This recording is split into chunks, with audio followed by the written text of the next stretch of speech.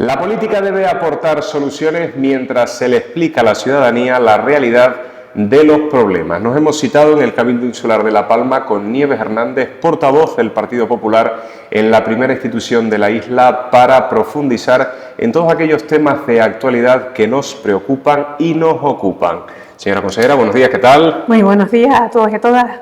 Muchísimas gracias por atendernos, consejera. Parece mentira, pero estamos ya en diciembre del año 2024, estamos hablando de que un año más se va, consejera, y a nivel político tenemos que pensar que ya hace un año y medio desde que Coalición Canaria entró al gobierno con esa mayoría absoluta, un varapalo electoral para el Partido Popular, no se puede negar, pero sí que es cierto que ha habido un tiempo, un proceso en el cual el Partido Popular, desde la oposición, habrá podido al menos hacer un análisis de cuál sería, grosso modo, digamos, la gestión que ha hecho Coalición Canaria desde el Cabildo Insular. ¿Cómo lo han podido vivir ustedes desde la oposición? Y, digamos, ¿qué análisis pueden extraer de todo esto, de esta recuperación, sobre todo social y económica, de la isla de La Palma? Pues la verdad que desde el Grupo Popular no compartimos para nada las políticas que se han venido desarrollando marcadas por el grupo de gobierno, más que nada porque muchas de ellas han quedado en meros anuncios. Se han establecido prioridades desde el inicio del mandato de este gobierno que no han sido la realidad. El ejemplo más claro que tenemos es la LP2, en ese momento de la toma de posesión del grupo de gobierno, que iba a ser la prioridad. Estamos ya a diciembre del año 24, las puertas ya del 25, y no se ha empezado todavía con esa obra tan importante dentro del marco de la recuperación. Otra realidad que también nosotros apreciamos es que a pesar de que se traslada de una manera importante a la ciudadanía que la prioridad de este grupo de gobierno es dar respuesta a los afectados y también dar respuesta a la ciudadanía en general en materia de vivienda, nosotros llevamos diciendo alto y claro que este gobierno no se ha ocupado de esa realidad. Son dos de los ejemplos más claros de la política que ha puesto en marcha este gobierno, que va en la línea de trasladar meras intenciones que apenas se materializan. Consejera, tenemos también un tema bastante importante sobre la mesa, bastante preocupante, que es esa emergencia sociosanitaria en la isla de La Palma, declarada por el Cabildo Insular por 18 meses prorrogable. Nosotros en su momento hablábamos con la consejera de Acción Social, con Ángeles Fernández, y preguntándole que nos diera una explicación sobre esta situación de por qué se había llegado a esta emergencia sociosanitaria. Ella nos comentaba que, bueno, que a lo mejor la pregunta había que hacérsela al anterior grupo de gobierno, en este caso Partido Popular, Partido Socialista, pero que de todas formas no iba a echar balones fuera y que iba a asumir responsabilidades y que iba a explicar la gestión que se estaba haciendo actualmente. Está claro, consejera, que nos hacen falta plazas en la isla de La Palma, pero por otro lado también creo, no sé si usted coincide conmigo, en que necesitamos potenciar toda esa atención, toda esa ayuda a domicilio. Sí. Está claro que la isla de La Palma, igual que el resto de las islas, estamos sufriendo unos cambios en nuestra sociedad en el que cada vez las familias apuestan por otro patrón. Avanzamos hacia una sociedad envejecida, donde cada vez es más importante apostar por políticas que den respuesta a las personas mayores. Primero, la prevención de la dependencia, y después, aquellas personas que ya son dependientes, por poner en marcha políticas tanto en los domicilios como en los diferentes centros. El pasado mandato se apostó en la isla de La Palma por primera vez en toda Canarias a nivel insular por la puesta en marcha del servicio de atención a domicilio, y se empezó a raíz de una realidad que aconteció en la pandemia. Las personas con discapacidad y dependientes que acudían a los centros de día y centros ocupacionales no podían, porque el estado de alarma lo impedía. Entonces, empezamos en esa línea a potenciar. En el año 2021, dentro del marco del convenio que firma esta institución con el Gobierno de Canarias, puso en marcha 321 plazas que hasta ahora no se habían desarrollado, y en esa línea fue el gobierno anterior apostando en ese sentido hasta llegar a 525, en el que nosotros no marchamos. No sabía decirte hoy exactamente cuántas hay, sé que han aumentado porque he visto diferentes decretos por diferentes ayuntamientos que quieren aumentar el número de plazas que vienen gestionando directamente, que siempre pongo por delante agradecerles a ellos que han asumido esta respuesta, porque es la única manera que la administración sea ágil, en que trabajar de la mano con los ayuntamientos y que sean ellos que pusiesen en marcha en este sentido. Nosotros, cuando nos marchamos, dejamos en marcha varias iniciativas, como fue la puesta en marcha de un nuevo centro de día en Barlovento, que se inauguró con el actual gobierno, con la subvención al Ayuntamiento de Breña Baja para un nuevo centro de día, con la línea de apostar para que en esos fondos provenientes de los fondos europeos se pusiese en marcha la residencia en Villa de Mazo y también ampliar el número de plazas en Tazacorte. También se concedió la subvención por primera vez al Ayuntamiento de Santa Cruz de la Palma para una apuesta de un recurso, que es un centro de día, que a día de hoy no ha abierto sus puertas. Nosotros apostamos por dar una respuesta. ¿Cuál es la realidad? Pues que es verdad que la esperanza de vida de cada uno de los mayores dependientes se ha ido alargando y la estancia en cada uno de los recursos residenciales también ha ido aumentando. Tendremos que apostar, sobre todo, igual que se hizo en su momento, darle un impulso por la nueva residencia de los Llanos de Aridane. Esperemos que también ese impulso se dé ahora, porque es una financiación bastante importante. Yo he solicitado al Grupo por Gobierno por escrito, y se lo recordaba a la consejera en el pasado pleno, el número de personas en lista de espera de todos los recursos que conviene el Cabildo. No tengo esos datos.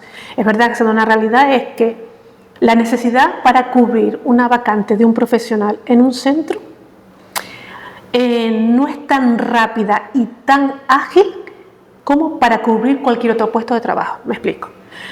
Una persona se pone baja en un centro sociosanitario hoy, y el proceso de llamamiento se eterniza a lo mejor entre una semana y pico.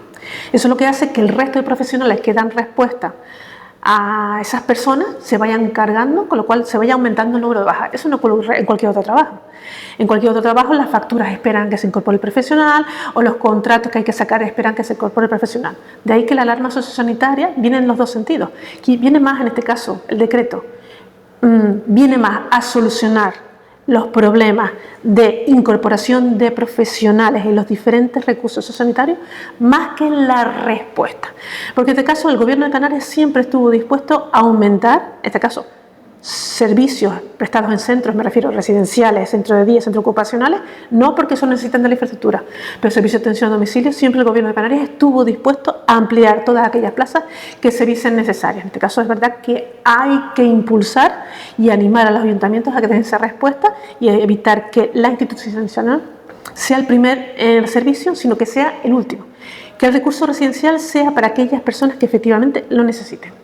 Consejera, parece que no estamos sino hablando de emergencias en la isla de La Palma, pero es que a los hechos me remito. Si hablamos, por ejemplo, del tema de la vivienda, hay una emergencia habitacional bastante clara, bastante evidente. Luego también, por otro lado, nos quejamos de todas esas personas, sobre todo jóvenes, que se marchan de la isla de La Palma, que no regresan. Necesitamos una isla llena de oportunidades, y las oportunidades también pasan por el acceso a una vivienda digna y, sobre todo, asequible.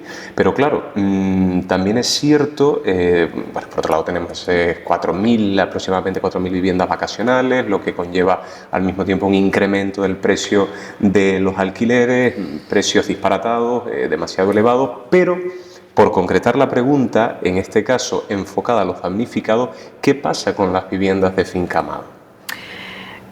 En un momento, hace una semana, nosotros salíamos a la voz pública y alzábamos la voz porque fueron 40 viviendas que hacía año y pico que se habían sacado licitación para esa rehabilitación. Se termina la rehabilitación, se recepcionan por parte del Gobierno de Canarias, acude el presidente del Gobierno de Canarias a recibirla y le preguntó en el pasado pleno del mes de noviembre a la señora consejera si tiene conocimiento de qué está ocurriendo con el Gobierno de Canarias porque no se ha adjudicado esas viviendas. En ese momento la consejera Flandes me dice que sí ha estado en contacto con el Gobierno de Canarias y que le han trasladado que se estaban trabajando en la elaboración de todos esos baremos sociales para la adjudicación. Algo que nos preocupaba y así lo trasladábamos al resto de la ciudadanía, porque es un proceso que creíamos y apostábamos que se tenía que haber hecho paralelo a la rehabilitación. Sabemos que esas viviendas se van a rehabilitar, cuanto antes tienen que ser adjudicadas. Es verdad que es un modelo de vivienda muy específico porque son viviendas para una familia de 2 y como mucho 3 miembros, porque solo tienen una habitación, pero se tenía que haber trabajado ya en ese sentido. En el pleno del mes de diciembre ya le he preguntado a la consejera, porque es verdad que a raíz de haber sacado yo esa nota han habido personas en la calle que se han dirigido a mí y ya han adjudicado a 17 familias, de las que viven en las viviendas modulares y las viviendas de madera en el municipio del Paso, 17 de esas viviendas. Todavía quedan pues 23 de esas viviendas por adjudicar, que esperamos que sean adjudicadas al resto de personas damnificadas que están en esa lista de espera y después que sea abierto al resto de la sociedad que está a la espera de una vivienda. La realidad es que en el pasado mandato nosotros empezamos a trabajar desde el Cabildo Insular de La Palma en dar respuesta a esta realidad, a la realidad de los damnificados a través de un convenio con Visocam. En aquel momento no teníamos competencia y hubo que pasar muchos trámites dentro de esta propia casa para que desde el punto de vista técnico se viese esa posibilidad. Nosotros dejamos casi perfilado un convenio con Visocam que consistía en la rehabilitación de un conjunto de viviendas en Fuencaliente y la construcción de viviendas en un primer momento en los Llanos de Aridane. El gobierno, cuando entró, intentó pues seguir en esa línea, pero a la misma vez el criterio fue cambiando, total que llegaron al mes de diciembre a firmar ese convenio donde mantenían la postura del gobierno anterior de la rehabilitación de esas viviendas en Fuencaliente, pero cambiaron, en vez de construcción en los Llanos de Aridane, por construcción en un terreno que había sido el Ayuntamiento del Paso, en el Paso. La realidad es que cuando se firmó ese convenio, ya las viviendas que se iban a adquirir por esta administración ya habían desaparecido y habían sido adquiridas para otro fin. Entonces, no paramos de escuchar al gobierno actual que la prioridad es la construcción de viviendas y no es así. También es verdad que al final del pasado año reciben por parte del gobierno de Canarias 24 millones de euros, que unidos estos 7 que no se han podido ejecutar porque el convenio no ha podido ver la luz, por lo que te comentaba, se transforma en 31 millones. El mes de marzo escuchamos, a raíz de la aprobación del decreto de materia de vivienda, de medidas específicas para La Palma, tanto la consejera de Presidencia del Gobierno de Canarias como el presidente de Cabildo, que vamos a poner en marcha soluciones habitacionales. Y a día de hoy, los diferentes plenos he estado pendientes de este asunto porque es una realidad que tenemos que establecer como prioridad y conocemos que estamos en meras conversaciones, no se ha materializado nada. Ya hasta el Cabildo tiene competencias en materia de vivienda, desde el servicio se han solicitado 5 técnicos para que den respuesta a esta nueva encomienda que tiene el Cabildo, que es tener su departamento en vivienda. De los 5 técnicos ya se han incorporado 3, falta porque se incorporen 2, pero todavía vamos en un trabajo muy lento. La realidad es que hay más de 600 personas esperando por una vivienda. Entre la ley actual que tiene el Gobierno de España, que limita a aquellos propietarios a poner su vivienda al alquiler por el riesgo que supone el hecho de la inseguridad ante ese proceso, y han decidido que es preferible tener su vivienda cerrada, y el hecho de que este gobierno tenga 31 millones de euros ya un año en estas arcas sin ejecutar ninguna medida, a nosotros nos preocupa. Puede ser que a lo mejor tenga que apostar por la compra de viviendas que están medio construir, y habría que hacer un análisis global de todas las viviendas que hay en la isla, no solamente en el valle, en la isla, porque es una emergencia, entonces habría que apostar por eso. Y a la misma línea, trabajar de manera paralela en que se ponga en marcha construcción de viviendas. Estamos hablando de que los proyectos que está plasmando Visocam en esta isla no son de este actual gobierno, son por el Breña Baja. Estamos yendo al año 2004 que se inició ese proceso y se han puesto la primera piedra recientemente de esas, creo que si no recuerdo mal, son 12 viviendas. Entonces vamos trabajando de una manera muy lenta. Y nos han querido trasladar a la ciudadanía que el pasado mandato el gobierno anterior apenas hizo nada, pero que este tampoco ha hecho mucho más, teniendo ahora las competencias, porque por lo menos en aquel momento nosotros impulsamos un convenio y analizamos cuál era la realidad. En este caso el convenio no se firmó, no se llegó a materializar, tenemos esos 7 millones se han incorporado a los 24 que ya le ha trasladado el gobierno canario y seguimos sin saber. A día de hoy no tenemos ni un proyecto cerrado para saber cuándo empezarán a tener respuesta esas familias que se encuentran en esas viviendas con tenedor y también el resto de familias vulnerables que se encuentran a la espera de una vivienda. Otros cabildos han apostado por otras políticas como es la compra de vivienda y puesta de vivienda en alquiler. Pues deberíamos también de analizar esa situación. A lo mejor habrá diferentes opciones inmobiliarias en la isla de las cuales se debe apostar y tengamos que trabajar en ese sentido y después ampliar la mirada hacia el resto de la isla. A lo mejor no tenemos por qué centrarnos en esa construcción de vivienda del valle. Consejera, cambiando de tema, permítame también comentarle que nosotros de Onda Cero La Palma nos hacíamos eco de cómo el Partido Popular solicitaba la creación de la Mesa de Bienestar Animal, también solicitaba la creación de un crematorio para animales, pero teniendo en cuenta, consejera, que se trata de una demanda histórica en la isla de La Palma, ¿qué sabemos sobre el proyecto del albergue insular de animales? Es decir, ¿por qué este proyecto se ha enquistado tanto? Se han ido analizando varias variables. Una de ellas en su momento fue ubicarlo en Tijarafe. Por último, el gobierno anterior apostó por la compra de una parcela en Santa Cruz de la Palma, en el Barranco Seco, y ahí se apostó y se hizo la compra. Después, pues circunstancias de la vida, el municipio de Santa Cruz de la Palma sacó adelante su plan de ordenación general y la calificación de ese terreno cambió, y ahora nos encontramos en una situación pues que todo el trabajo que se hizo en el gobierno anterior por apostar por la compra de ese suelo para dar esa respuesta y pues no se ha podido materializar. Lo último que sabemos es que en este caso el consejero de Bienestar Animal ha estado en contacto con el Ayuntamiento de Santa Cruz de la Palma y se va a intentar cambiar la recalificación de ese terreno y que sea utilizado para esa necesidad insular. Es una necesidad histórica que ninguno de los gobiernos anteriores la había podido resolver. Se intentó trabajar en este sentido para que fuese en Santa Cruz de la Palma, que era de alguna manera la manera más sencilla de resolver, y nos hemos encontrado ahora con esta realidad. Tanto lo del cementerio de animales como del crematorio, como la mesa de bienestar animal, no es algo que se inventa el Partido Popular, es una demanda que nos trasladan, como también se la han trasladado en este caso al grupo de gobierno, y que nosotros lo único que hemos hecho es alzar la voz y que esperamos que cuanto antes, sabemos que todas requieren de una cuantificación económica importante, pero por lo menos que se empiecen a dar esos primeros pasos que nos han dado hasta ahora. Consejera, nos vamos a despedir preguntándole por la segunda edición del Blue Experience, ¿no? Estamos hablando de un macroevento en la isla de La Palma que la primera edición por lo menos fue bastante criticada por parte del Partido Popular. De hecho, nosotros en su momento llegamos a sentarnos con el alcalde capitalino, con el señor Asier Antona. Nos reconocía que había sido bastante crítico con este macroevento, pero porque consideraba que desde un primer momento hubo muchos puntos que no se dieron la mano o que estaban, digamos, confluyendo de una manera negativa y que no consideraba que fuera la mejor organización para la isla de La Palma para celebrar este evento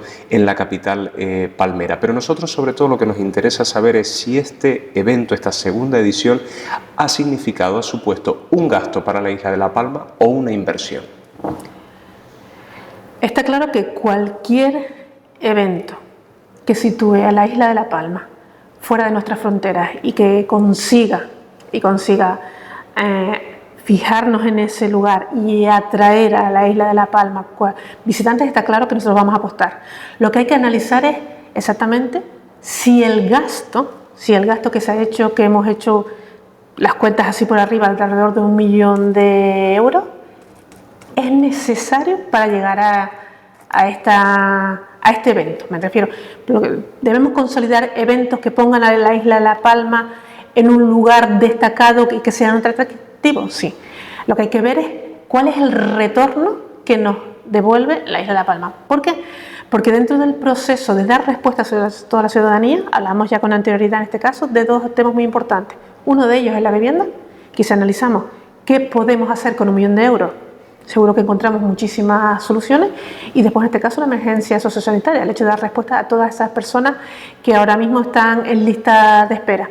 Habría también que apostar en ese sentido económicamente por ese aumento de plazas en diferentes servicios sociosanitarios. Entonces hay que establecer las prioridades.